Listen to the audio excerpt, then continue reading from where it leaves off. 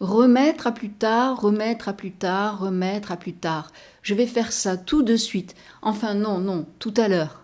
Et, dis-moi, ce mail important que tu dois envoyer depuis 3 jours et qui reste dans tes brouillons, cet appel que tu repousses à demain, puis à lundi, puis à la semaine prochaine, est-ce que c'est vraiment par manque de temps ou parce que tu as trop à faire? Si tu fais appel à ta lucidité, pendant que tu repousses cette tâche, est-ce que tu es vraiment en train de te détendre? Parce que généralement, quand on range dans le tiroir, ça reste en arrière-plan et ça prend de l'énergie, même sans rien faire, car c'est un poids qui est alors porté dans la tête. Et finalement, est-ce que le but, en procrastinant, ne serait pas de rester libre? Mais est-ce que, finalement, on l'est vraiment? Alors regardons en face ce que la procrastination va vraiment coûter en charge mentale, en confiance, en liberté, et surtout comment s'en libérer concrètement sans se faire violence. Si tu as une liste de tâches qui te semble interminable et que tu te sens concerné par cette difficulté à te mettre à l'ouvrage, eh bien, reste là, cette vidéo, elle est pour toi. Bonjour, je suis Célina Isabelle, site. Ravie de vous retrouver. J'espère que vous allez toutes, tous, très bien.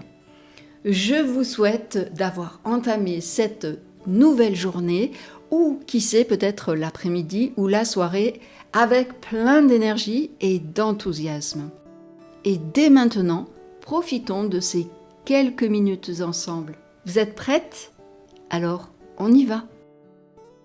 Le problème entre la procrastination, c'est qu'on la traite souvent avec de la culpabilité.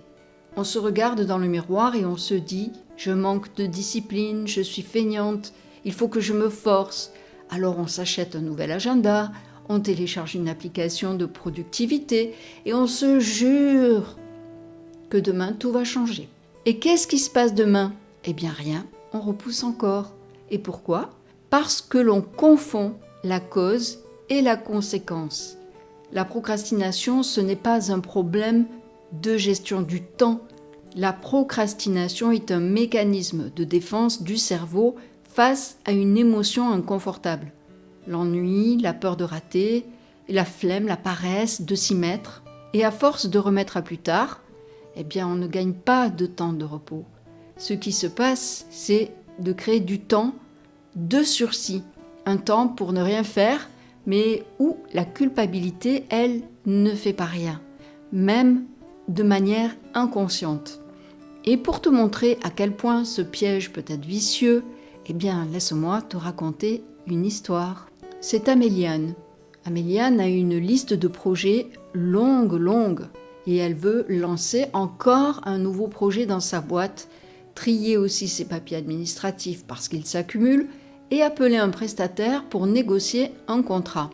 Ce sont des choses qui sont importantes, mais pas véritablement urgentes à la minute. Chaque matin, elle regarde sa liste et chaque matin, elle se dit « je le fais cet après-midi ». Parce que là, j'ai d'abord des urgences. Et puis l'après-midi arrive, puis c'est « je le ferai demain à la fraîche ». Visuellement, elle a l'air tranquille, elle avance sur son quotidien. Mais dans sa tête, c'est l'enfer. Chaque tâche reportée, c'est comme un caillou qu'elle ajoute dans son sac à dos. Quand elle prend un bain le soir, le caillou est là. Tu devrais être en train de bosser sur ton projet. Quand elle dîne en famille, n'oublie pas les impôts, tu es en retard. Elle ne se repose jamais. Elle est épuisée, alors qu'elle n'a même pas commencé la tâche. Un jour, elle doit rendre ce fameux projet et elle est au pied du mur. Elle s'y met la veille au soir dans le stress, la panique et les larmes. Et elle y passe la nuit. Le lendemain, elle le rend. C'est fait, c'est correct, mais ce n'est pas aussi bien qu'elle aurait pu faire. Elle ressent un immense soulagement toutefois. Et pourtant, son cerveau enregistre cette information. Tu as vu? Dans le stress et la douleur, tu t'en sors toujours. Et c'est là le piège. Son cerveau vient de valider que la panique est le moteur pour elle qui fonctionne. Elle est coincée dans ce cercle vicieux. Si elle avait posé le premier caillou 3 semaines plus tôt, elle aurait eu la même liberté, mais sans la nuit blanche et sans le nœud au ventre permanent. Cette histoire nous montre que la procrastination a un coût invisible mais exorbitant.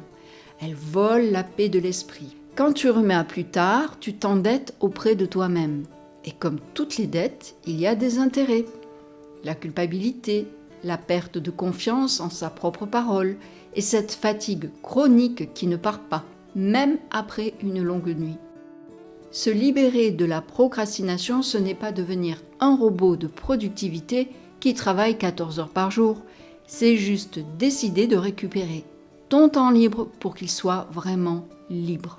Alors, on y va pour 3 nouvelles possibilités ce jour face à la procrastination pour tenter de faire face et de pouvoir arrêter de procrastiner.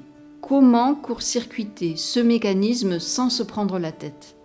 Voici des moyens pragmatiques à tester dès aujourd'hui. Le premier moyen, c'est la règle des 2 minutes. Pour te mettre à l'œuvre, commence par une toute petite tâche, quelque chose qui te met en train. C'est une règle mathématique pour ton cerveau. Si une tâche te prend moins de 2 minutes à faire, répondre à un message court, ranger un dossier, classer un document, fais-le immédiatement. Ne note pas sur ta liste, ne te dis pas « allez, je l'écris et je le ferai tout à l'heure ». Pourquoi ? Parce que l'énergie que ton cerveau va dépenser à s'en souvenir et à la traîner toute la journée est 10 fois plus grande que les 120 secondes nécessaires pour la régler. Allez, allège ton disque dur interne. Deuxième moyen, c'est réduire la marche. On procrastine souvent parce que la tâche ressemble à une montagne, celle que l'on se fait parfois. Si tu écris sur ta liste « créer mon site internet » ou « ranger toute la maison », ton cerveau voit l'Everest. Il va bloquer. L'astuce, c'est de diviser la tâche en petites parties et de projeter de les faire l'une après l'autre en ne visualisant que la fin de la toute première. Ne te dis pas « je vais bosser 2 heures sur ce dossier », dis-toi « je vais juste ouvrir le document et je vais commencer à écrire le titre ». Une fois que tu as ouvert le document, le plus dur est fait. Le moteur est lancé et c'est le premier pas qui coûte. Alors rends-le minuscule. Un troisième moyen, c'est négocier un contrat court avec toi-même. Le cerveau déteste l'effort infini. Si tu t'assieds à ton bureau en te disant « je ne bouge pas d'ici tant que ce n'est pas parfait », tu risques de t'arrêter net tout en connaissant la totale imperfection de la situation. Négocie plutôt avec toi-même. Je m'y mets à fond pendant 15 minutes chrono, pas une de plus, et à la fin des 15 minutes, je peux m'arrêter pour faire autre chose. Est-ce que tu as un timer, ton réveil tout simplement ? Regarde ce qui se passe en général. Au bout de 15 minutes, tu es lancé, et l'inconfort du début est passé, et tu continues. Et même si tu arrêtes, tu as avancé 15 minutes, et c'est toujours mieux que 0. Et c'est exactement comme aller courir. Quand tu n'es pas habitué, je pense à moi-même, les 15 premières minutes sont tellement compliquées pour moi. Mais une fois que j'ai pris le rythme, eh bien, je suis contente, je suis lancée, et si je regarde en arrière, peut-être que je n'ai pas trop couru, mais en tout cas, j'ai parcouru un peu de distance.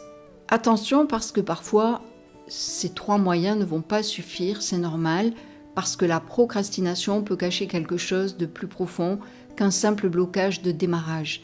Si tu bloques surtout, tout le temps, il faut aller chercher la cause réelle pour trouver la bonne solution. Il faut savoir ce que tu dois solutionner. Pose-toi la question, pourquoi je remets à plus tard ? À quoi je me confronte réellement ?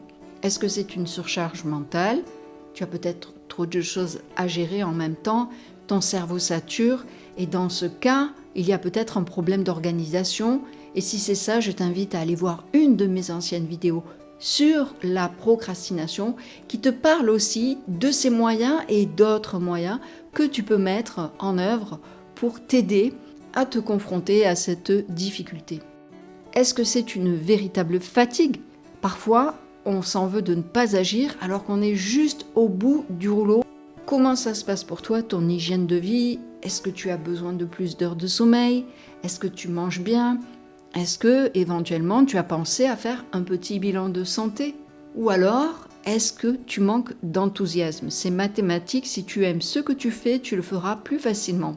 Si tu n'apprécies pas la tâche, si elle t'ennuie ou si elle te pèse, chaque action devient une corvée. Si tu te trouves dans cette situation, j'ai aussi une vidéo pour toi qui va te donner des clés avec des exercices en musique pour alléger tes actions quand elles te sont pénibles. Va la voir et elle va t'aider à fluidifier tout ça.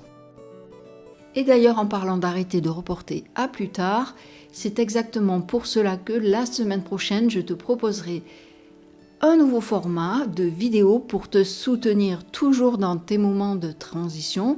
Donc je partagerai avec toi des réflexions, des idées pour dépasser des moments qui pourraient te bloquer, mais dans lequel tu vas pouvoir t'impliquer davantage. Pour l'heure, revenons à cette habitude non propice de remettre à plus tard. Procrastiner, ce n'est pas un défaut de fabrication, c'est un signal. Mais l'inconfort de t'y mettre pendant 10 minutes sera toujours plus léger à porter que l'inconfort de culpabiliser pendant 10 jours. Le but du jeu, ce n'est pas de te forcer comme un robot, c'est de comprendre pourquoi ton cerveau freine pour pouvoir lui donner exactement ce dont il a besoin pour repartir. Demande-toi, qu'est-ce qui bloque? Est-ce par paresse, par fatigue, par surcharge ou par un manque total d'enthousiasme ou autre chose? Mais tente vraiment d'abord de trouver la vraie raison. Ce n'est qu'ainsi que tu vas pouvoir agir sur la cause pour lui donner une solution viable. C'est tout pour aujourd'hui les fabuleuses. Si cette vidéo t'a touché, t'a parlé, si elle te dit quelque chose, dis-le moi en commentaire. Est-ce que tu portes mentalement quelque chose dont tu dois te défaire mais que tu repousses constamment? Raconte-le. Je serai ravie de te lire et de te répondre. Et si tu connais une femme qui traverse une période de transition en ce moment, qui a besoin de se retrouver, de se recentrer, pense à lui partager cette vidéo. Ça peut bien faire toute sa différence. Prends bien soin de toi et à très bientôt.